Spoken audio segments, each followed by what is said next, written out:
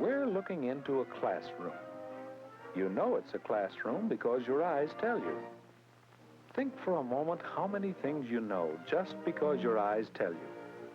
You know what the weather is like when you look outside. You know that Tommy Walker wore his plaid shirt today. You can read your lessons and learn things because you can see.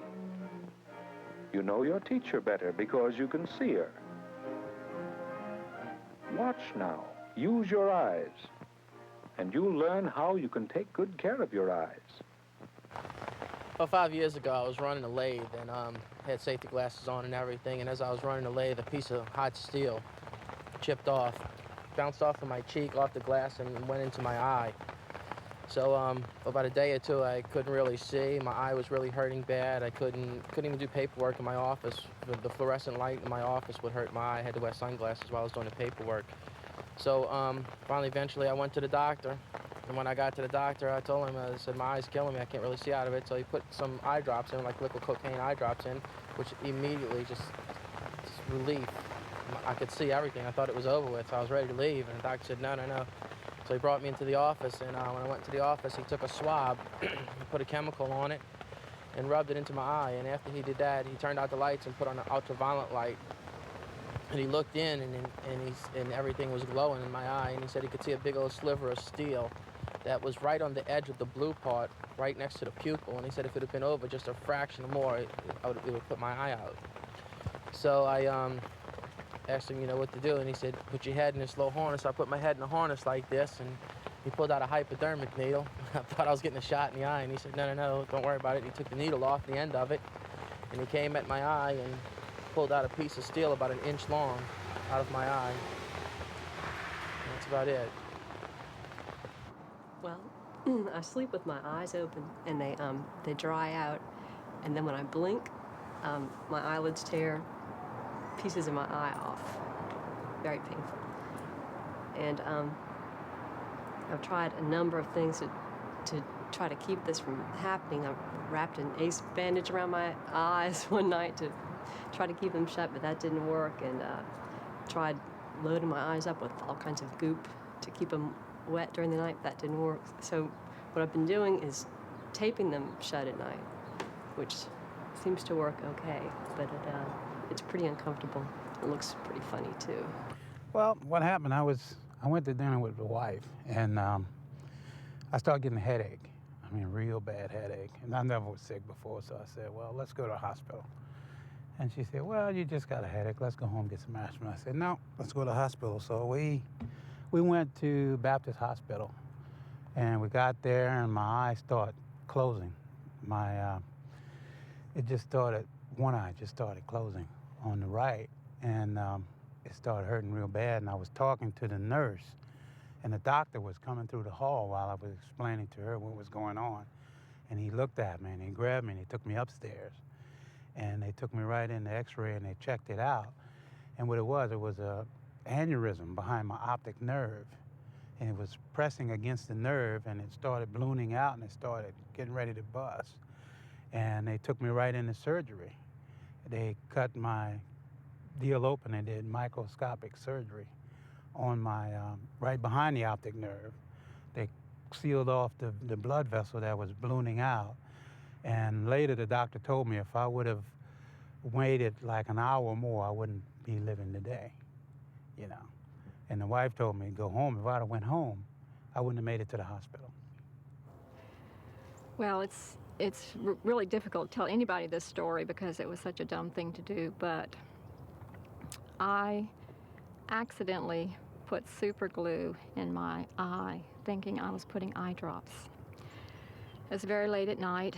I guess things like this always happen late at night, but my husband drags me off to the emergency room. I'm screaming. I think I've been disfigured or blinded at the least. We're there for several hours, and I'm told that I can either have surgery to open the eye, or I can just wait for the superglue to dissolve or understand it does not adhere to human tissue. And I was told that that would probably be the best option. So that's what I did. I waited 3 or 4 days, and finally it just loosened on its own, and it all flaked out. And I'm not blind, and I have funny eyelashes, but otherwise I'm okay. It was about 10 years ago. I was doing a brake job on my pickup truck, and I was cleaning the backing plate, and I had it up on blocks. I had the wheels and everything torn apart, and I was cleaning the backing plate with a wire brush on a air tool, and there was one spot left about a size of a quarter, and the only way I could see it was to look around to the side, and it was throwing dirt back on me. So I thought about getting some safety glasses, but then I thought, nah, it's only the size of a quarter. I'll finish it right away. So I stuck the tool back in, and sure enough, a little dirt in the eye. So I went into my trailer. I went to the bathroom. I looked in the mirror, and I looked and opened my eye up like this, and sure enough, a bullseye, a piece of wire sticking straight in the eye. And I tried to grab it with my finger, and it was too short, so I went outside and got my pliers, wiped the grease off, came in, grabbed hold of them, and I started pulling, and the eye was stretching out. And I thought, well, I don't know what I should do, but if I go see a doctor, it's got to come out. They have to take it out. So I grabbed it again with the pliers and pulled it out, and when I did, it tore a hole in the eye, and the front sack of the eye drained all the fluid out, and I was blinded in one eye. And the worst part was I had to finish the brake job with one eye, 2.5 hours, so I could go drive into town and see a doctor. Well, this incident took place right after a karate event. I had placed well in a tournament, was leaving the exhibit hall, and was carrying a trophy. I sensed something was wrong, though. I did a 360-degree turnaround. I really felt something was wrong, maybe somebody was there. But I was excited, I had done well at the tournament, so I proceeded on to the parking lot. Took a couple of steps, and someone or something hit me from behind. I later found out to be the trophy, the karate trophy I was carrying, with the foot figure and the hand figure. It raked right across my eye, and I fell to the ground and immediately put my hand upon my eye and felt a golf ball-sized object, which I later found out to be my eye. My instinct was to push up. I pushed and held pressure and looked up, and there was someone taunting me, and I later found out it was to be someone who I had fought earlier in the day at the karate event. I went on a fishing trip with some kids. We were on the bank of Camp Singing Waters River, and while we were standing there, I was baiting my hook, and somebody in front of me must have flipped back their pole, and I can still see this image of their arms about to move forward and a tug on my eyelid, and the hook had come right through my eyelid and was pulling my eyelid out when a lady grabbed the kid, knocked him to the ground, and grabbed the string. Somehow they cut the string, and I had to walk back to the camp. After they took the worm off, all I had was a hook sticking in my eye, and they were able to get it out. Well, I was cleaning my mother's oven with a heavy-duty oven cleaner, and the thought had crossed my mind to put some glasses on, and right at that moment, I hit the back corner of the oven with the sponge, and it sprayed right into my left eye. And the pain was just excruciating, and I immediately ran to the sink and started flushing my eye with water. And once I regained some of my thoughts and composure, I ran into the shower and washed my eye out for about 20 minutes. And then I realized that I had no money and no way to get to a hospital because I was in Washington, D.C., and my mother was out with the car. So at that point, I decided to make some phone calls and call my dad, and he's a doctor, and he said that I did the right thing. And at that point, Mom came home, took me to the emergency room where they signed me in, and I had to wait about 2 hours until the doctor told me that I saved my own eye. And that's pretty much what happened to my eye. I think it all began the summer that I turned 50. I was leading a storytelling workshop in upstate New York, about 15 people, and I asked them before they began telling their stories to sit in a circle as a kind of centering exercise and just look into one another's eyes. Just eyes. When you get tired of looking into one person's eyes, move on to the next, and so on around the circle. And I was participating in this exercise, and I got locked into the eyes of this one particular woman and could not get out. Her name, Azaria Thornbird. She was tall, blonde, blue eyes, about 33 years old, dressed in white, the Immaculate Conception. And I got locked into her eyes and mesmerized. And as I was staring at her face, I saw that it was slowly decomposing and drooling down off of her skull like a horror movie, like a bad LSD trip. And all of a sudden, her face turned to this pulsing oval ball of white light. I'd never seen anything like it except on the cover of a Carlos Castaneda book. And it was dilating my pupils, this light. And all of a sudden, came together in a point, shot out the window behind her head like a white tornado, and her face recomposed and was smiling back at me. And immediately, my rational, logical voice kicked in and said, "That was just a case of backlighting, wasn't it? Dilating my pupils like that. It's extreme backlighting." Backlighting. So I got back home, where I was trying to work on and finish my novel, Impossible Vacation. And I was reading over and over a particularly painful section about my mother's suicide, trying to get it right. And I noticed that the print on the page was breaking down. I assumed it couldn't be the print. I thought it must be eye fatigue. So I remember playing around with my eyes. I started by covering my left eye, and everything in the right was in focus, no matter where I put the manuscript. Then I covered my right, and everything was out of focus, no matter where I held the manuscript. This was pretty frightening. It was so frightening, I thought I'd better forget about it. Finish the novel first, then worry about my eyes. So it's about 4 months before I got up the courage to get an eye examination. I didn't have an ophthalmologist, so I had one recommended to me, a Dr. Schechter on the Upper East Side. And I went up just for the standard exam, not telling him anything about my eyes, and he began with a little pen light, shining into my right eye, then over to my left, then to my right again. Things were going smoothly, over to my left. Then just as he's pulling to my right, he goes left, left. He brings down all these other instruments, left, left, left. It's like a scene from General Hospital, only the dramatic music is missing. He pulls all the instruments away and he says, "I think you have something wrong with the retina of your left eye, but I can't tell you what it is because I'm not a retina specialist. But I can recommend one to you, and I think you should go to him this afternoon." So he recommends a Dr. Mendel on the Upper West Side. I don't even bother to take a cab. I charge from the Upper East to the Upper West, running through Central Park with my hand over my right eye, noticing, oh my God, this is really serious. The trees are all wavy. There's no right angles. The rollerbladers are fuzzballs. I get to Dr. Mendel's office. The first thing that happens is the nurse comes out and she puts drops in my eyes. I don't know what they're for. I'm just doing what I do in any doctor's waiting room. I'm catching up on my reading, People, Time, and Newsweek. I mean, what else do you do in a doctor's waiting room? You don't look at the art.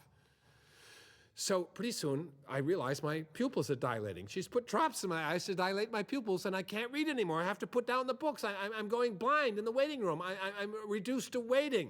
I'm waiting in the waiting room. At last, the nurse comes in and leads me into Dr. Mendel, introduces me. He's a bit of a fuzzball to me, but what I do notice is he's got this rather large syringe in his hand. He tells me he's got to shoot me up with some colored dye. I think, why not? He's the doctor. I mean, he's one of these guys you got to ask why, what for, what's going on with everything. So he tells me what he has to do is put colored dye in me so he can highlight the veins and capillaries in my eye and take color photos of my eye. Fine. So the nurse puts my chin up on this brace, and I'm looking into 2 holes. Happens to be the camera, happens to be a flash camera. And, I'm pulling back. The nurse is not holding my hand. She's pushing my head forward. It's like a torture. It's like a Clockwork Orange situation. All I can see is spots. I pull away, I see Dr. Mendel. I'm racing across the floor, gown blowing in the non-existent breeze. She's going off, scribbling madly, shorthand on a pad to develop the photographs. And I'm sitting there, waiting, dilated and waiting. Now the nurse is holding my hand, telling me about some package deal she has to the Bahamas. At last, Dr. Mendel breezes back into the room. Scribbling on his pad, he goes past me to the telephone. Instead of speaking to me, he calls my ophthalmologist, Dr. Schechter. Dr. Schechter isn't in. So Dr. Mendel leaves a message. Hello? Dr. Schechter? Dr. Mendel here. First of all, I want to thank you for sending over your patient, Gary Spalding. Close inspection of the left macula shows that there is a distortion of the interior limiting membrane secondary to the posterior hyaloid face contraction. But the posterior hyaloid, which is attached to the optic nerve macula and major vessels of the retina, have remained attached and intact. Dr. Mendel, over here, please, it's me, the patient. He turns his back to me and goes on dictating. With dissolution of the central vitreous gel, the envelope that the vitreous gel is in begins to shrink and distort the surface of the retina. A fluorescein angiogram is done in the eye to determine the amount of vascular distortion. I was surprised to see that he has some minimal cystoid macular edema on that left eye on the basis of that capillary incompetence from that distortion. Thank you very much. Dr. Mendel, please, what is wrong with my left eye? Tell me. Basically, Gary, you have a macular pucker. A macular pucker? What is that, Dr. Mendel? Basically, what's happened is that your vitreal gel is broken down or decomposed in your left eye and pulled away from the macula, which is the center of the retina and responsible for all detail and vision. Now, the breakdown of the vitreal gel is not that uncommon. We find in most autopsies that the cadaver no longer has a vitreal gel. In your case, you were less fortunate because in pulling away from the macula, it left a little piece of tissue and it's caused your macula to pucker up. I mean, think of your retina as a piece of saran wrap bunching. You have a pucker, Gary, a pucker. But what would cause that? I can't possibly, I don't have it happen to my right eye. I mean, what would cause a thing like that? I don't know. Do you have any trauma to that left eye? I can't think of any. I mean, the last thing I can remember happened in my left eye was so long ago. It was 1976, I remember. It was a New Year's Eve. I was dancing with this woman. She didn't have a very good sense of her own personal space, if you know what I mean. And her pinky shot into my left eye, and she scratched my cornea. It was tearing. It was painful. They put a patch over it. He just turns to me and says, "You have a good memory, don't you, Gary?" But is there anything that could be done for the left eye? Any corrective measures? Yes, I think so. I recommend a little macular scraping. As soon as I heard that word scraping, I knew I wanted a second, third, and fourth opinion. He tells me, don't bother, he's the best macular scraper in town. Now, up until then, I really didn't like this man. Now, I hated him. I had no problem walking right out of that office without any guilt. I go back and tell Renee what he said. She's very upset, but she's also excited because it means she can do research. It's going to give her some focus. She's very good at research. She wants to find the best macular scraper in town. I'm no good at research. I mean, what am I good at? I don't know. Sitting at my desk and speculating on causes, sitting down with my notebook. What could have caused this thing? Because under no circumstances do I want it to happen to my right eye. So I'm sitting there thinking, it's my book. That's it, Impossible Vacation. Reading over and over that painful section about my mother's suicide. I mean, without properly mourning her or grieving her loss, I mean, it probably made me cry in one major way. My eye just exploded, one big tear. Then I thought, no, it's because I wrote it in the first person in the book. It was simply too much I. Then I thought, no, it's my left brain rebelling against my right, or vice versa, because I am dyslexic. Now, whenever I'd ask any of my New Age friends what they thought was going on, they would say, well, what is it you don't want to see? And I had lists. Then I thought it was my Oedipus complex, because the book, Impossible Vacation, was somewhat about that. I mean, not that I was consciously aware of ever wanting to sleep with my mother, but at the time that I was writing the book, I was reading Freud's essay on negation. And in that essay, Freud says, the denial of some state of affairs is the implicit acknowledgement of it. So that if a guy says he never wanted to sleep with his mother, the chances are he gave it some solid consideration. So I'm thinking now the unconscious part that gave it the solid consideration is now reaching up and scratching out my eyes one at a time, beginning with my left and feminine eye. So that's what I'm doing with my time. Meanwhile, while I was speculating on causes, Renee was out looking for and finding one of the best macular men around. A Chinese doctor. I liked him immediately. He had a really good bedside manner, a smile like Buddha. Most of these eye doctors are like automatons. Also, I liked his language. Instead of macular scraping, he referred to what had to be done to my eye as macular peeling, right? Also, he says, Mr. Gray, please stop worrying about causes, because this condition is idiopathic, meaning no known cause. Idiopathic. Now he wants me to know all about the operation. It's a relatively new operation. It costs $10,000. It's not guaranteed to correct my vision, but it could help. What he has to do is take a very sharp knife and cut my left eye in 2 places, 2 incisions. Into the first, he sticks a little miniature vacuum cleaner, a little pump to suck out what's left of the vitreal gel. Then in he sticks a teeny little peeler, microscopic, it's microsurgery, and he peels the retina. Now, he wants me to know what risks are involved in the operation so I can make an educated choice, and he won't be responsible. The first risk is slight chance of infection, which would mean prosthesis. Also, he could slip and tear the retina while peeling, which would mean instant blindness on the left eye. Also, there's a 35% chance of cataract due to the trauma from the operation. And there's a 1% chance that the whole condition will simply clear up on its own, which I'm banking on. But Mr. Gray says, no rush. We don't have to operate right away. I have to check on it every so often, see how it's progressing. We can take our time. You can? Well, that's great. You mean, because I'm not going to sit around and wait. I could try alternatives, right? While I'm waiting, I mean, like diet, acupuncture, prayer, all three. I could do that, couldn't I? Oh, yes, he says with his great Buddhist smile. Try all the alternatives you want. Then we'll have to operate. So I got back home and told Renee what the doctor said. And she said, Spald, do you know what prosthesis means? And I said, I think so. I mean, I thought I knew when I walked in here, but now I'm a little fuzzy.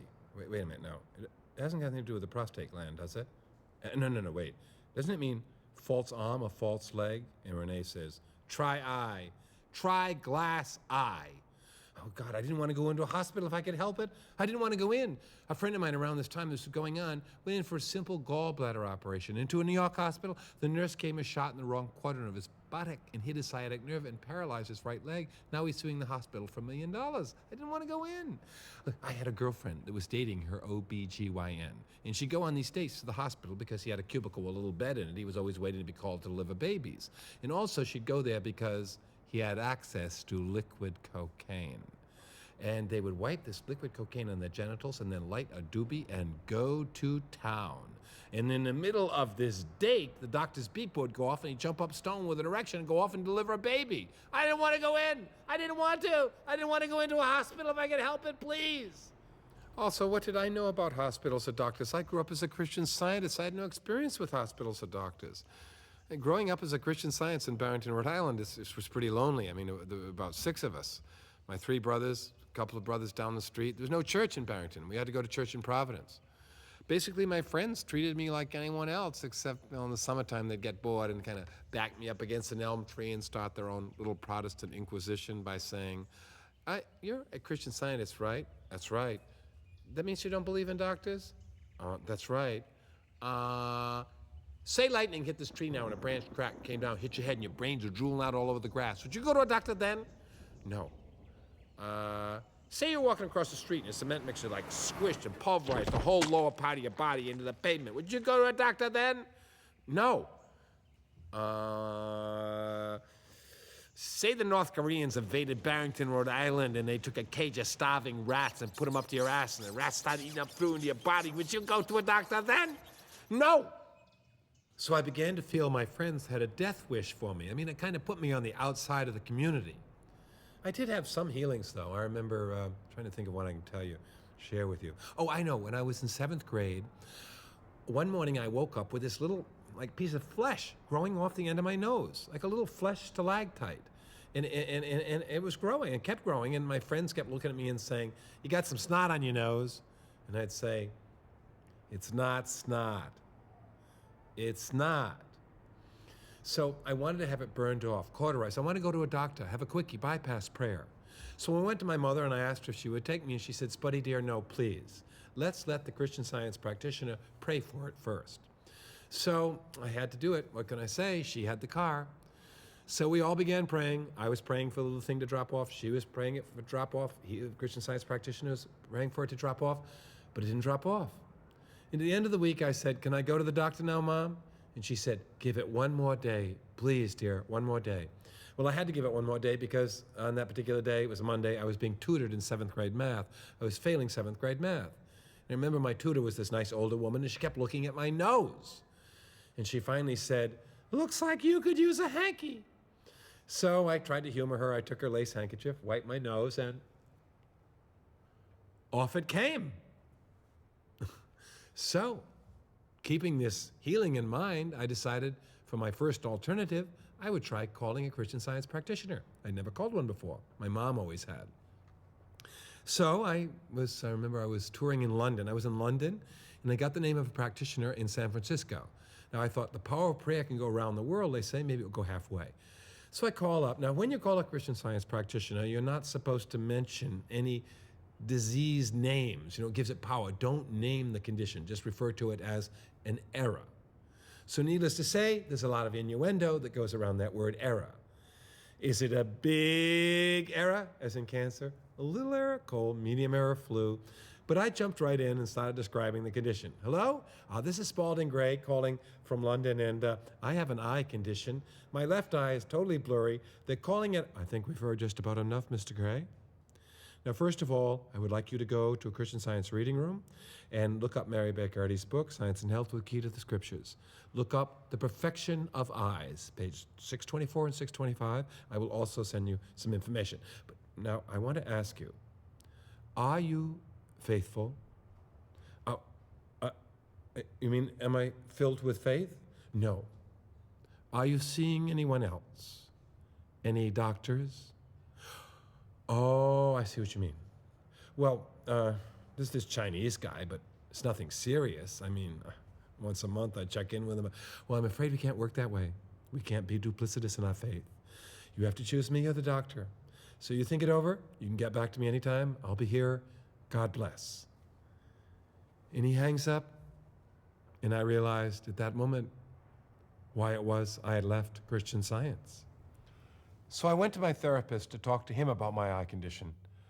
My therapist was a graduate of Auschwitz, so he was an existential realist. And I told him the story, and he listened and then said, Spalding, please. All things are contingent, and there is also chaos. In other words, shit happens. Please, give up this magical thinking business, huh? Airy, fairy, Disneyland, Tinkerbell, angels in America nonsense, please. Do the right thing. Get the operation. So he was no help. So I walk out of my therapist's office. I'm doing my New York walking blues. I got a ratty old overcoat, and I haven't shaved in 4 days, and I'm hunched over. I don't care where I'm walking. I'm just walking, and I'm thinking, how? How could I allow someone to cut into my eye with a knife, cut into the window to my soul? And why this affliction? Of all the things that I'm losing the detail in my vision. I mean, I totally depend on seeing the detail in order to tell stories. Because I'm not making any of this up. I mean, don't you think I'd rather sit at home and be able to make things up? It'd be so much less wear and tear on my body. But I'm thinking, I need my right eye. What would happen if I went blind in my right eye? I mean, what would I become? Like a blind poet in New York City? I hate poetry. And I'm thinking as I'm walking, and I find that I'm walking now in the Bowery, which is fine because I feel like I belong there at this point. And a bunch of prostitutes are on the street, you know, the kind that just trick out of the cars, and they're paying no attention to me. I'm walking on by. In fact, they're rushing over to an old black Pontiac I see pulling up the curb there out of the corner of my good eye, and they're rushing over like a bunch of prostitutes, really. And they get over to the car, and one of them turns and yells, "Hey, yo, boy, over here. They want you." And I turn because I'm curious, and I love to be wanted. And I walk over, and the prostitutes part like the Red Sea, and I walk up to this old black Pontiac, and it's got 3 Hasidic Jews in it, 2 in the front, 1 in the back. And they say, "Get in." And I do, because I'm curious, and I love to be wanted. So I get in the back with the youngest, and the car, they drive off down the Bowery. The prostitutes are yelling, "Bye, have a good trick." So I don't know, where are they taking me, I ask. They tell me they're taking me over to Williamsburg. I think, well, why not? I've never been to Williamsburg. Why not take a tour? Williamsburg. Go with the chosen people. So by now, anyway, I'm telling them my name is Peter. I say I'm a drifter from Schenectady. I'm kind of just making myself up, tired of the old Spalding Gray, you know, Peter with perfect eyes kind of concept. And they're saying, do I want anything to eat? They want to buy pizza and beer for me. I say, no, thank you. I've just eaten, and I don't drink before 5. So over the bridge we go. Pull up in front of a synagogue. I go with the flow. I follow the 3 of them in. We go into this old synagogue. Other Hasidic Jews are in there, mending the bindings of old books and looking up and winking at me like little Santa Clauses. I follow the driver of the car into the kitchen. He gets out a couple of plastic garbage bags, a rake, a shovel, a broom, opens the back door, referring out to the backyard, says, "Please, go clean." So, hey, I knew I could just say I'm Spalding Gray and drop everything and walk away, but I didn't. I continued to be Peter. And I walked down into that backyard, and I took the rake, and I began to rake. I'm raking up all these broken plastic knives and forks and paper plates and things left over from parties and wet leaves. I'm doing a good job. In fact, I feel this energy, this raking energy. I haven't felt like since I was a kid in my father's yard. In fact, I'm doing such a good job. I can feel these muscles in here getting strong again. I'm doing such a good job. A woman that lives behind the synagogue throws up her window and says, "Yo, boy, hey, you work good. You come in next? How much you charge?" I said, no, I'm all booked up. Sorry. About an hour's time, I got all the leaves in the bag, tied up. The driver of the car walks out on the porch, looks over, peruses the backyard, says, "Very good. You work very good. You are the hardest working Bowery bum we've ever picked up. Usually they come here, they work for drinks. You don't seem to drink, so I suppose we must pay you something." Yes, I suppose so. $8. No, 10. Even up in Schenectady, it's $10 an hour. I've been out here an hour. 8 plus car fare. No, 10, and I'll walk. Here it is, a Scot and a Jew haggling it out in the backyard of a synagogue. I get the $10 and I walk. Triumphantly across the Brooklyn Bridge, I'm walking thinking, hey, look at that. There is something I can do if I go blind in my right eye. So shortly after this, there was a reunion call for the storytelling workshop that I did in upstate. And it was to be held in New York City. And I wasn't sure if I was going to go. And then I thought, I better go because maybe Azaria Thornbird would show up. And I really wanted to see Azaria again. I want to try to describe her. It's hard to get words around this woman. She lives outside Minneapolis. She's a single mother, has 2 sons she raised. I think she did a very good job. I've met them. They're 9 and 11 years old. And the only kind of odd thing for Azaria is that she happened to be a sorcerer's apprentice. She trained with this sorcerer, Everett K. White Owl, who's part Welsh and part Native American Indian, and he trains out in the desert outside Los Angeles in what I refer to as Manson country. And she was going out to do these very esoteric trainings in astral projection, lucid dream state, the breath of fire, which she's teaching to women in the Minneapolis area now, and then, the American Indian tantric sexual initiations, the Kwadoshka trainings, right? Which he was about to be initiated to, and he was doing with the various women out there, but she couldn't get out to do it because she was running out of airfare. She couldn't afford to fly out anymore. So what she told me she did, now I believe this when she told it to me. I was very convinced. So she said she would go to sleep at night in her bed in Minneapolis, and out of her corporal body would rise this astral body. She'd go into lucid dream state and astral project, and up would come this astral body, and it would go and mingle and mix around various Indian grandmothers in the living room, and then go upstairs and meet Everett K. White Owl's astral body, and they would have their Kwadoshka workshop and zoop, save money on airfare. And zoop, as soon as they finished, Everett K's astral body would go whoop back to the desert faster than American Airlines, and Azaria's would go whoop back into a corporal body, and she'd wake up in one body. So I say, Azaria, you mean to say you have 2 bodies, one that can stand up and look back at the other, and you've never tried to make love to yourself? I mean, that's the first thing that would occur to me before I'd go mixing with Indian grandmothers. Please myself. She says it never occurred to her, never. And then she says she tried it and it worked. So she was very open. Now, what she did show me, actually, that I did see happen was this breath of fire. Now, this is an extraordinary thing. I mean, where I come from, women 200 years ago would be burned at the stake for doing this.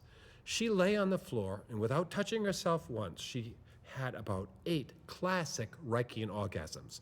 She came from her toes to her nose. It was like, oh, oh, oh. I'm just sitting there going, teach me, teach me, teach me. Do you know how many lonely hotels and motels I stay in across America? If I could come like that without touching myself, I'd be a happy man, or at least content. So she tells me I have to lie on the floor, right? And I have to suck the energy in the room, energy, whatever that is, into the base of my spine. Through what hole? I don't know. So I'm doing a lot of visualization. I see energy as these pink balls of cotton candy kind of floating around aimlessly. And as far as the hole in my spine, I see my coccyx as hollow with a little cork in it. I take out the cork and I begin to suck. I mean, really, the closest I could get was a sense of reverse farting. All I'm trying to say is she's an interesting woman. And she did show up at the workshop, and I couldn't look her in the face, though. And I couldn't stop talking about my eye operation, how I was going to get it or not get it. And I kept deflecting, and she said, Spalding, do not go to a hospital for an operation. Listen to me. Come out to Minneapolis, and we'll have a Native American sweat lodge for you. And the power of our prayer, it's larger than one-on-one. It's a group. You must come. All right, I'll try to. No, look me in the face and tell me you'll come. Well, I'll give it a try. No, look me in the eyes now. I look her in the face, and her entire face begins to drool and peel down off of her skull, and I say, stop it. Whatever you're doing with your face, don't do it. It makes me nauseous. Please, stop it. I'll come, all right? I will come out to Minneapolis. I'll do it. I'll come. I think I would try an Indian sweat ceremony. I don't think it could be much stranger than my trips to the hypnotherapist, and maybe it'd be more successful. Who knows? I don't think so. An Indian sweat ceremony. Never heard of it. That's a pretty mystic idea, Indian sweat ceremony. It sounds interesting, but I don't think so. I wouldn't like to participate in an Indian sweat lodge because it's a dark place full of smoke and it's too damn hot for me. An Indian sweat ceremony could be interesting, especially if you're going to be around female Indians sweating. Minneapolis in winter, perfect time to sweat. I'm glad I went out. It was really interesting. She had about 15 followers, all practicing these Native American rituals. She started out by doing the peace pipe ritual in a barn. It was very cold, very cold. She's calling the spirits from the 4 directions. Then she takes us outside. Now the sweat lodge is all built, if you've never seen one, traditional Indian sweat lodge. It's a low dome made by saplings that are all interwoven, and over it, of course, the Indians would put animal skins, buffalo skins. In this case, they had blue plastic and canvas tarpaulin. And the fire. The firekeeper had the fire going from 6 in the morning, so the rocks were very hot to make the steam. We go out, we're standing there knee-deep in snow, and Zarya says, all right, take off your clothes and throw them in the snow. And we do it. We do whatever she says. Now we're standing naked, knee-deep naked in the snow like these freezing refugees. And we have to line up to go in the sweat lodge. Well, I'm ready to get it. I'm in 4th place as quick as I can get over there in the line. And I'm looking around and I notice all these people around me. There are no Native Americans there. Basically, they look Swedish. So we're told that before we go into the sweat lodge, we have to cry out to the sky the phrase, all my ancestors. So we're ready. First person, all my ancestors, all my ancestors, all my ancestors. They're in. Comes my turn, I go, all my ancestors. And I start in the sweat lodge and I stop and I think, wait a minute, all my ancestors? Now who were they? Because my father just finished the family tree and I remembered going over it. And I remembered some of the names. John Proctor, the Right Reverend Curtis Fox Gray and his wife, Thankful Atherton Gray, Colonel Simeon Spalding, Captain Edward Spalding, Brigadier General John Crane, the only man wounded at the Boston Tea Party. And I think, all my ancestors? Who were they? Pilgrims. What did they do shortly after they came to America? Kill the Indians. Where was I going? An Indian sweat lodge. Good luck. Ooh, and I go into the tent. It's not warm in there. It's not even hot in any way. It's musty, cold, dank, dark. There's about 15 of us, men and women, naked, sitting in a circle on top of hay, which is on top of the snow. And Zarya starts telling us what's going to happen. She says there'll be 4 rounds of prayers. The first round will be to set intention, prayer for intention or attitude, what we want to maintain throughout the whole ceremony, which could be anywhere from 2.5, 3 hours, you just never know. And then the second round of prayers will be the prayers for friends and loved ones. Then the third round, which is very important, the third round is that we give away or renounce anything that we're attached to that we no longer want to be attached to, like, say, an eye condition. Now, but this is very important, she says. On the third round, do not in any way, please, take on the other person's giveaway. Don't identify with whatever the pathology is that's being passed around. Just let it go right out through the tent, please, or you could be very sick. And the fourth round is not exactly a round of prayers, but what happens is hot rocks are brought in, and then she pours cold water over them, and we just sit there and listen to them steam. And if we listen very carefully, you see these rocks may give valuable information. All right?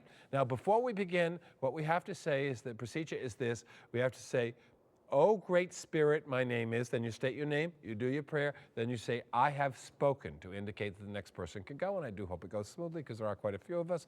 And in the firekeeper brings the first hot rocks and pours them in the pit, and Azaria pours the cold water, and psh, whoa, whoo, steam starts coming up, and it's hot, let me tell you, across my chest, I can feel it. I thought, oh, could get very warm in here. And the first rounds of prayers start out slowly, rounds of first intention. "Oh, great spirit, my name is Shelley, and I pray that I can maintain a sincere and open attitude during this sacred ceremony. I have spoken." "Oh, great spirit, my name is Seth, and I pray that I can maintain a humble attitude during this sacred ceremony. I have spoken." "Oh, great spirit, this is Spalding speaking, and I pray that I can maintain a sincere and open attitude during this sacred ceremony and not pollute it with my heady analysis and ironic commentary and end up turning this sacred event into just another story I will try to sell to the American public. I have spoken." And everyone in the tent goes, "Ho, ho, ho, ho, ho," which I take to be a kind of cheerleading attitude to say, hey, let's see if you can pull that one off. More hot rocks are brought in. We're going into round 2. We're praying for friends and loved ones. Oh, man, it's steaming up. I can't even see across the other side of the tent. People are groaning down on their sides. I'm getting down on my side, trying to breathe some fresh air in under where the tent hits the ground. And we're praying for friends and loved ones. I pray for Renee. I pray that at last she'll get a Hollywood film script to write that she really likes, that will be funny, that will pay her well and get made.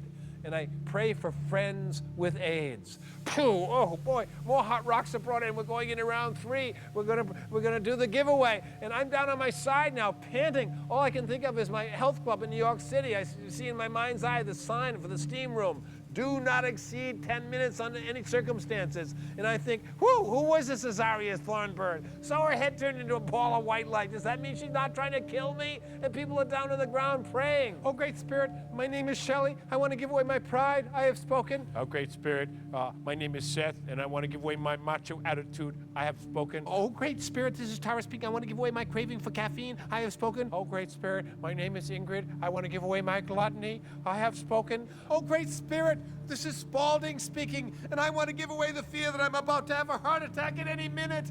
And just as I say that, a guy next to me about my age with a beard grabs his chest and goes, my heart is popping, my heart is popping, my heart is popping, and he runs out of the sweat tent, and I'm fine. He just took all my fear and ran right out the door with it. Azaria says, someone has broken the sacred circle here. Do you hear me? No one is to leave this sweat lodge in the middle of the ceremony. Now we are about to sit here and listen to the hot rock steam and possibly talk. If you feel you have to go, go now. But as soon as that tent flap is closed, no one leaves. Now, I am both very claustrophobic and find it difficult to take orders, but I am determined to get through this sweat ceremony. I just hope that the hot rocks don't talk too long. Firekeeper brings the hot rocks in, puts them in the pit. Azaria pours the cold water over. Just as she does this, one of her members of her lodge jumps up, a guy with a ponytail down to his ass, rushes for the door. Azaria hurls her naked body in front of him and yells, "Get back, lame deer, get back!"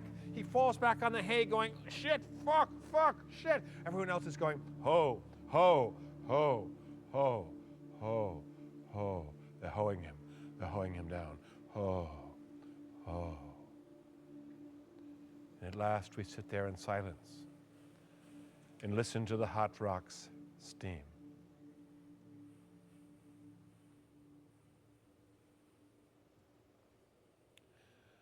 And I didn't understand a word. And I stepped out of that sweat lodge and I felt triumphant. I had made it through. I don't know how long I'd been in there, 2.5, 3 hours.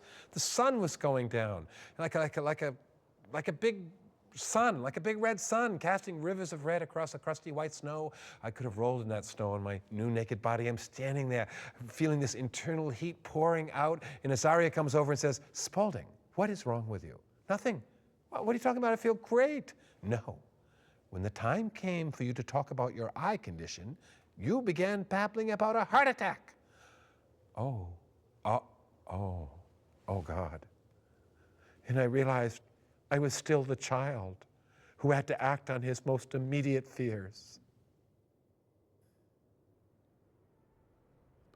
So, to get back to New York City, I'm pretty depressed, more than usual. I'm sitting at the kitchen table talking to Renee about the Sweat Lodge and listening to my health food show, Barry Spires, every day at noon. In case you don't know, Barry Spires is one of the most radical nutritionists in the universe. He sleeps 2 hours a day and lives on air when he can find it.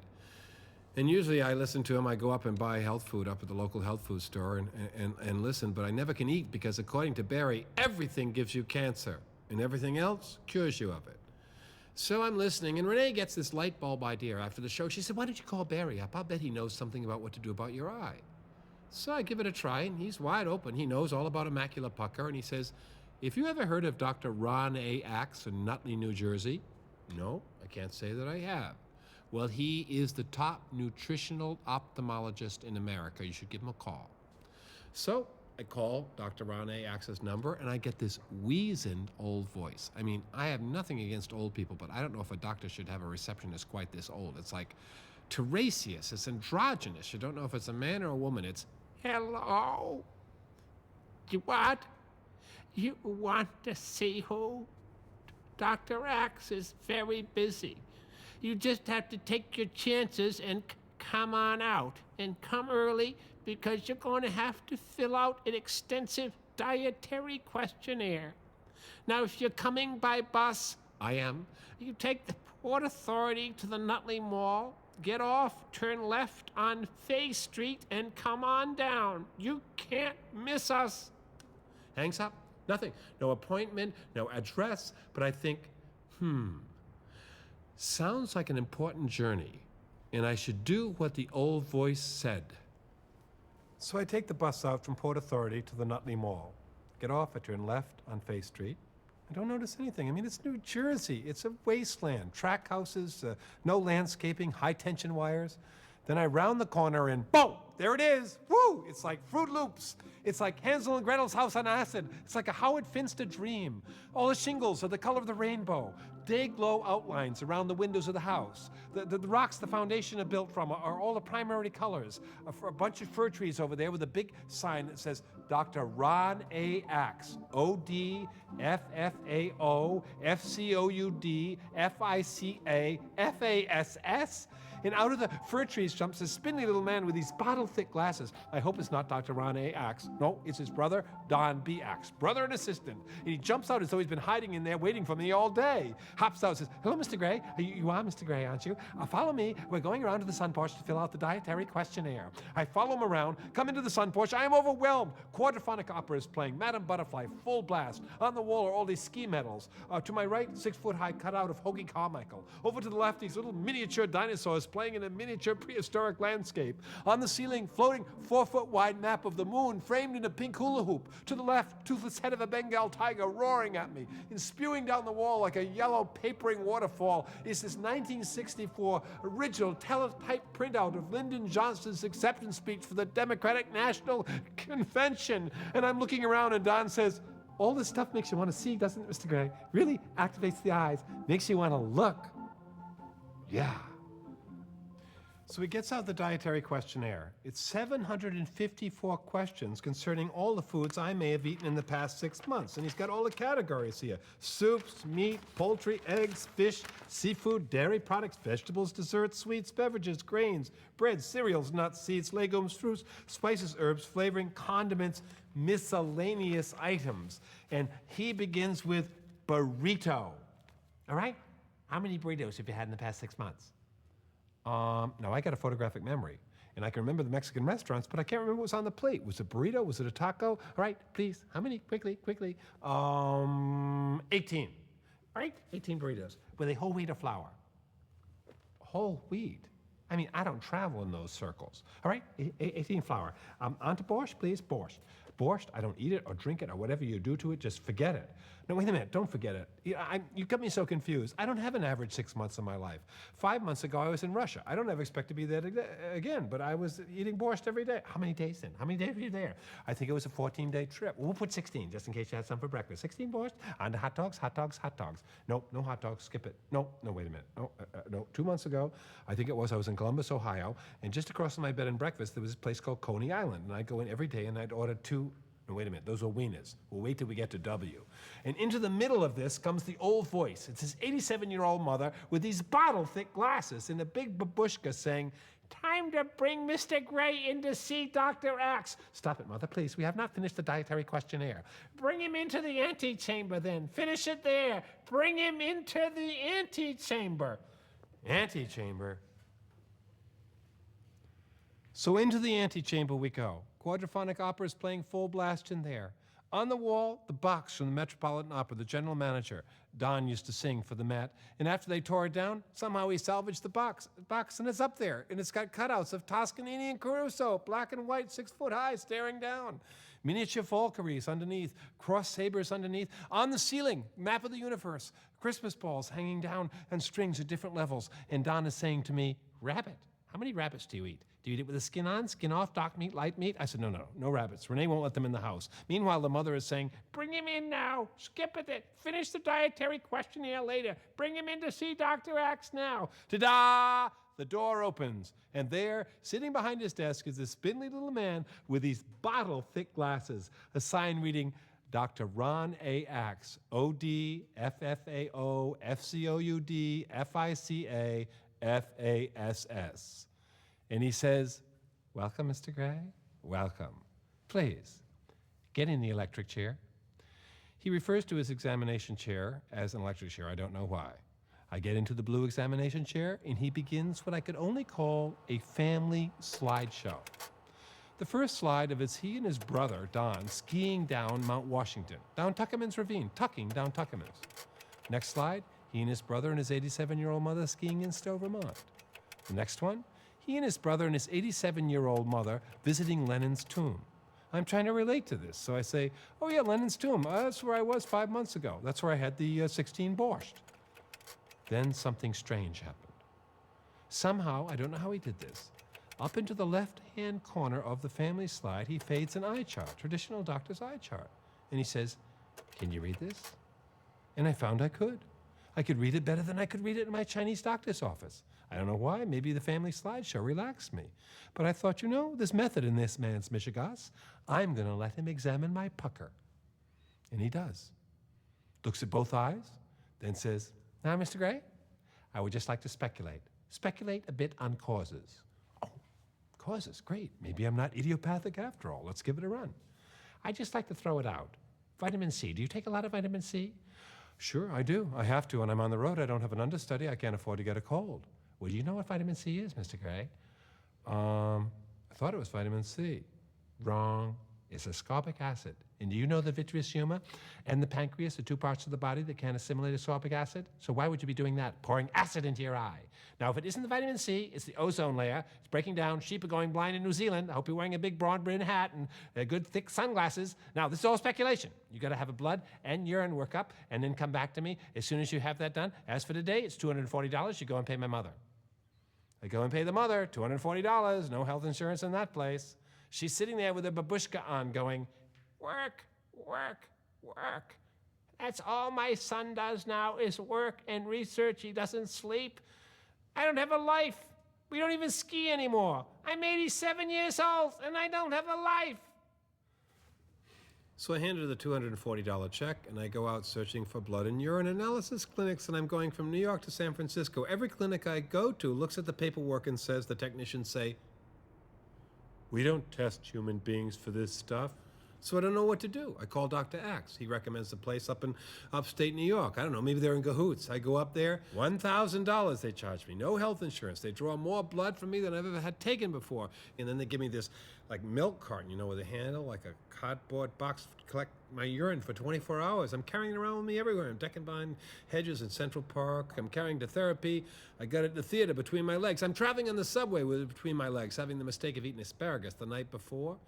At last, I get all the paperwork done. I bring in the report to Dr. Axe. and he's reviewing it, and he looks down, and he says, "Here's your culprit. Vanadium goes right off the chart." "Vanadium? What's that?" "A rare element used to toughen steel and make it more shock resistant. In short, you're filled with heavy metal."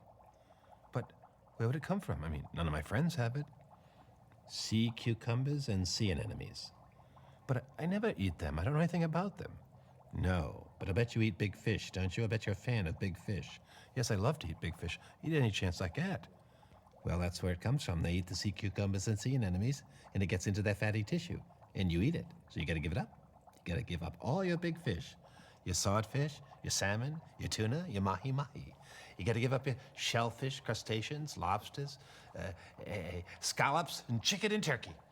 "Chicken and turkey? But why chicken and turkey?" "Because they grind up big fish and feed them to the chicken and turkey. You understand? They give it up. Just eat raw vegetables. That's what you should do. The only reason people cook vegetables is because the old days people had wooden false teeth. Now you don't have to. Eat it raw. You hear me? Raw, raw, raw." To improve my eyesight, going on an all raw vegetable diet, I don't know, that'd be tough. I don't think so. A raw vegetable diet? Yeah. If it would improve my sight, yeah. Well, yes, I think so. I like anything that has to do with nutrition if I feel like it's valid and something that I would enjoy anyway, because I already like vegetables. Oh, yes, because I happen to be reading that right now, and I believe in totally the raw vegetables is the only way to get the live enzymes and vitamins out of fruits and vegetables. I think I would consider going on an all raw vegetable diet if the person giving me that pitch was convincing enough, I think, and if I wouldn't have to do that for too long. I don't think an all raw vegetable diet is for me. I'm omnivorous and I really enjoy the meat in my diet, so no, I don't think I would. And he put the fear into me, and I totally believed him, and I went on a raw vegetable diet. I couldn't stand. I went to the supermarket, a place I thought used to have food. I mean, I looked down the aisle. I think, nothing there for me, nothing there for me, nothing there. I've never seen so much nothing in my life. I mean, in the old days when I'd shop, I wouldn't even take a list with me. I would just take the cart, go down the aisle, take whatever caught my eye, my good eye, pop it into the wagon, go down. Now I have to go to the vegetable area. What is it? It's a bunch of vegetables being spritzed with a psst, psst, sprayer. It's supposed to make them look glossy. It's really, in my opinion, it's waterlogging them. The celery's soggy. I don't know where to go find vegetables. I go to the farmer's market in Manhattan in Union Square every Wednesday and Saturday, hoping I'll find the Pennsylvania Dutch bringing in some exotic turnips or something. And I see this sign that says, "Farm-raised trout from the Catskills." I think, oh boy, hey, there's a fish I could eat. Raised on a farm in the Catskills? Couldn't run into any sea cucumbers up there. So I go over, I'm chatting the woman up. I order 3 of them. She's wrapping them in newspaper. I say, "Hey, by the way, I'm just curious, what do you feed your trout?" She says, "Chicken." Also, I'd given up drinking alcohol. Went cold turkey, just stopped, you know? I mean, after my mother's death, the only religious ritual left in our home was cocktail hour. I mean, what's a day without cocktail hour? Is this one big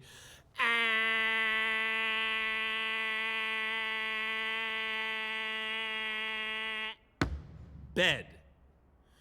So I was on this raw vegetable diet. I've given up pretty much everything: sugar, caffeine, nicotine, alcohol, meat, and pretty much sex too, because they're all interconnected. I hadn't realized that until I gave all those up. And I got this raw vegetable diet, and it's causing enormous intestinal gas. And Renee and I are practically breaking up over it. I'm getting real thin, and Renee's mother sees me, and she says, "Spalding, it looks like you have just entered the Bermuda Triangle of Health." Renee's mother's got this theory that this Bermuda Triangle of Health is between 50 and 53. That's when everything starts happening to you. If you make it through, you live to a ripe old age. She had a heart attack at 51. She survived. She outlived it. Her husband, Renee's father, he died at 52. Didn't make it. My mom killed herself at 52. Renee's mother's brother had a heart attack at 50. He made it through. The Bermuda Triangle of Health. And I was in it, and I was damn lonely. And I'm saying to my doctor, "Please show me someone else that has a macular pucker." He tells me hundreds of people have them, but he's not giving me any phone numbers. So I'm so lonely that I go down to the Village Voice newspaper and I put an ad in that says, "Macular Pucker Club. Does anyone else have one? Let's share stories." And all I get is a letter from a guy who wants to scrape me. Then the inevitable happened. My Chinese doctor called me in for my eye examination. I didn't want to go, really. I just denied that it was ever going to happen. I dragged myself in. I sit there. I don't have a book anymore. I'm just waiting for my pupils to dilate. I'm munching on a sweet potato, I remember. And out of the office, out of the nurse's office, comes this man with oh, God, a drooping eye. It's worse than a bloodhound, worse than Elephant Man. I can't look at it. I say, "Nurse, what was that?" She goes, "Oh, Mr. Gray, that's the drooping eye." I figured as much, but where would it come from? Oh, sometimes it's a result of the operation. What? No one told me that? Oh, Mr. Gray, don't be a silly Billy. It's easily fixed with corrective or plastic surgery. And she goes back into the office, and I am sitting there. I go into a bubble. I'm completely freaked out. I picture Jesus like the old days coming into the waiting room, you know, and the way he used to come to the multitudes, and pa-pa, and the lame shall walk, and ta-da, the deaf shall hear, and bing, the blind shall see. One touch Jesus, that's what I'm picturing. Or E.T. with his magical sparky finger coming and zoom, sapping my eye, and I'm better, because that's what I want. I want magic and miracles. I don't want this medicine, please. And as I'm thinking this, boom, the man with the drooping eye trips over my foot, runs into a woman whose pupils are dilated. She clumps down next to me and says, "Hello. I have a macular pucker. What do you have?" Oh, I hug her. At last. Oh, my God, it's so good to meet you. What have you been doing? She said, "Well, I've been doing some alternative therapies, but I had to come in here today because today is my preoperative exam. I have to make up my mind by Thursday." What? Oh, my God, I wouldn't know what to do if they told me Thursday. What are you going to do? I don't know. To tell you the truth, I helped co-found the emergency room at Roosevelt Hospital. And if you knew what I knew about New York hospitals, I don't think you'd go in one. Oh, I know. That's what all my friends are saying. So I've been trying to do alternatives myself. She said, "Well, I'm considering," a friend of mine, listen, had a breast tumor plucked from her breast. No cutting or anything like that. She went to the Philippines to a psychic surgeon. What? A Philippine psychic surgeon? Why didn't I think of that? Well, you could still go. I have his name. His name is Trini Boca. He's known, I don't know why, as the Elvis Presley of psychic surgeons. He's in Manila. I'll give you all the information. Just as she's telling me this, the nurse comes out of the office and says, "The doctor will see you now, Mr. Gray." And I say, well, I'm not ready to see the doctor. I'm off to the Philippines. If I flew to the Philippines to be treated by a psychic surgeon, I don't believe anything would happen to me. I believe in real doctors with knives and medicine and pretty nurses. No. Just sounds too way out. Not my style. Never heard of it. I think I would try going to the Philippines to see a psychic surgeon. If nothing else, it would be an interesting trip. I don't know, and I guess it couldn't hurt. Psychic surgeon? No, I don't really believe in psychic surgeons. I wouldn't mind going and watching a surgery, but but I don't believe in it now. A psychic surgeon. That doesn't appeal to me either. No, I don't think so. I'm not a believer in psychic surgery. My best friend's an ophthalmic surgeon, and I think I'd trust him with my eyes before a Filipino. And I did it. I flew all the way to the Philippines on my own without taking a drink on the plane once. I arrive, I'm pretty jet lagged. I got directions. I'm supposed to go down to Trini Boca's psychic surgery lab at 9:30 in the morning there in Manila. Used to be the tip-top disco. Now it's been converted into a psychic surgery lab. I arrive at 9:30. I'm the only Westerner there. The rest are Japanese, about 50 Japanese. It's a bus tour, psychic surgeons of the Philippines that they're on. I think 25 have been operated on. The other 25 are videotaping it, judging from the equipment that they got. And we're all going down this long corridor, pictures of Trini Boca doing psychic surgery on the walls. We get to the end of the corridor. There's this huge crucifix of Jesus. Who else? And I turn, we go into the operating room, and I cannot believe my eye. There he is, Trini Boca, the Elvis Presley of psychic surgeons, standing in semi-trance under fluorescent light. He's a short man, about 45 years old, Prince Valiant haircut, gold chains around his neck, gold rings on his fingers, a gold watch. He's got a light blue surgical gown on. He's got these Palm Beach white lattice leisure shoes. He's got this kind of Ricky Ricardo, Babalu Vegas energy pouring off of him. And around his waist is a butcher's apron. And he's standing in front of this operating table, a shrink wrapped in plastic. Either end of the table, two men with mops. And it begins.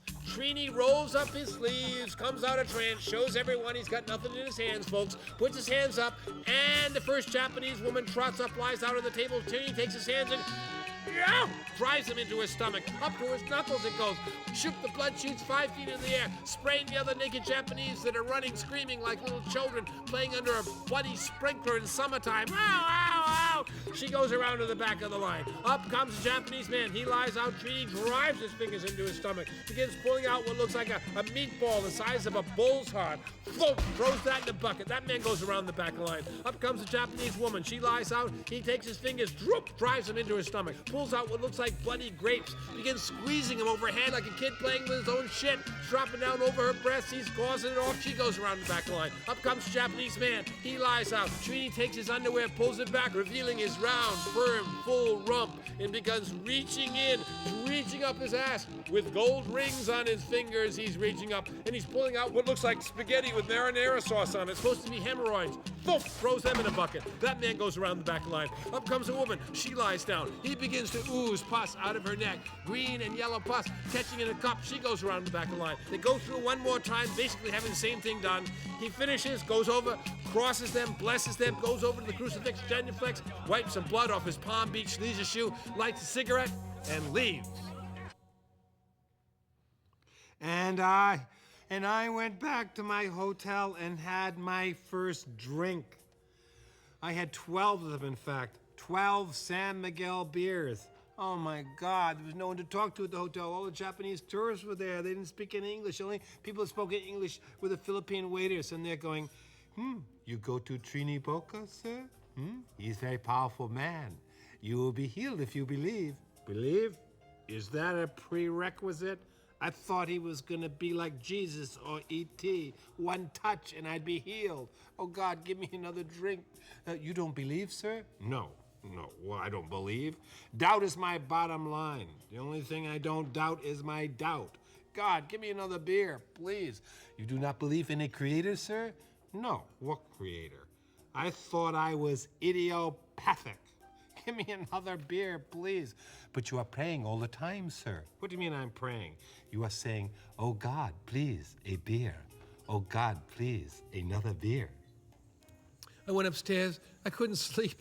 All I could see is meatballs flying through the air. At last, I had a little drunken slumber, woke up with a hangover, ravaged, staring at the ceiling, thinking, AIDS.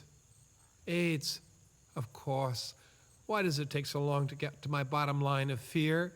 What American in this day and age wouldn't be blood phobic with all that blood flying around? I got to go down and talk to Trini Boca, I think. So I go down a half hour early, and I tell him, please, Mr. Boca, when you finish operating on the Japanese today, just, wash your hands and rubbing alcohol, come to my hotel room, do a private operation with me, please. No, we do not do the private here. Group only. No private operation. But you have to respect my fear for AIDS. How would I totally relax and lie out on a table and give over to you if I have that fear in the way? There's no AIDS here. One man came, he had the virus, did not tell me. My hands, they would not enter. They go...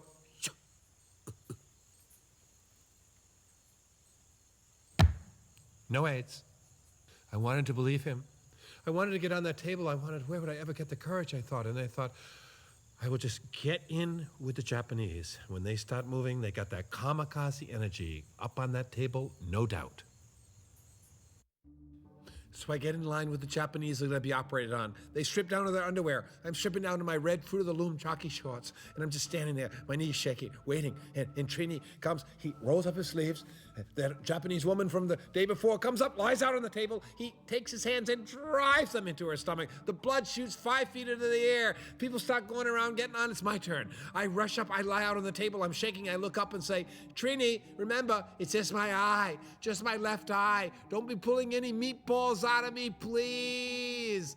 He raises his hands, shows me nothing's in them. He goes over, he washes them off in basically what looks like a bucket of blood.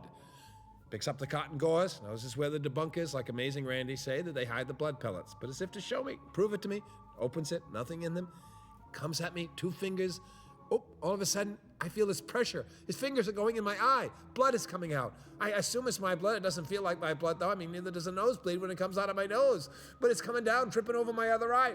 Pulls his finger out. No, stops. I run not to the back of the line, but to the men's room to look in the mirror. Look at my eye, and there's no blood left over. What's going on?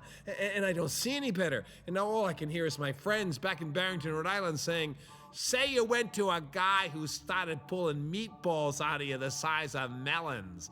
Would you go to a doctor then?" Yes. Yes. Yes.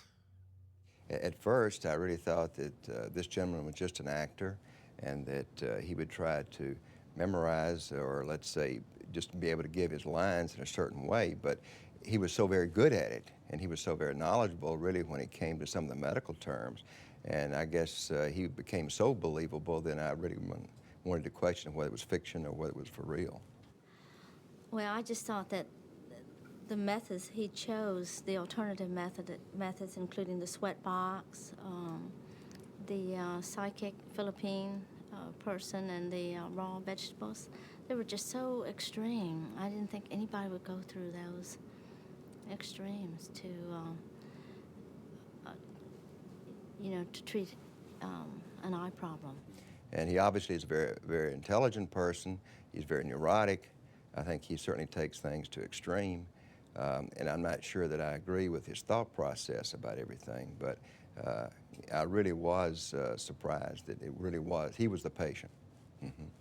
I think he was kind of humorous. I really do. It's kind of more New Yorker style, I guess.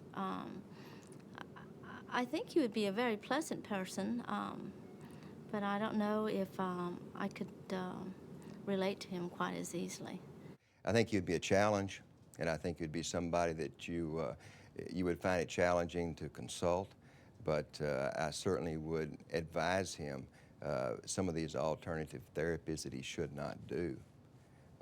And I think I probably would spend more time just trying to reassure him that this condition does have a fairly good prognosis and that he should have done this earlier rather than later. Mm-hmm. So I get back to New York City, sure that I'm going to have the operation. When I get back, I'm not so sure. The nurse calls, says I should come in. The doctor wants to see me. He's heard I've been to the Philippines. They want to do a kind of preoperative exam. I don't have to get the operation. It's my choice, right?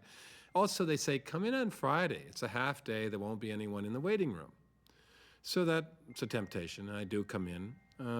No one's there. I'm getting my pupils dilated. I have no book. I'm doing my dilation meditation, kind of fuzzing out there. And I look down the corridor, and I see this guy backing out of my doctor's office.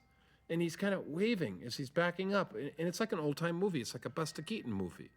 And he turns, and he's walking toward me, and I realize he has one of those rubber Nixon masks on, the kind you buy in a joke shop when Nixon was president.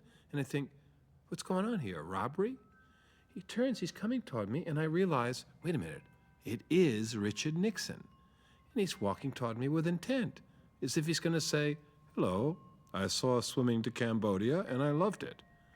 And then I think, oh, wait a minute, maybe his pupils are dilated, and he thinks I'm Ralph Lauren.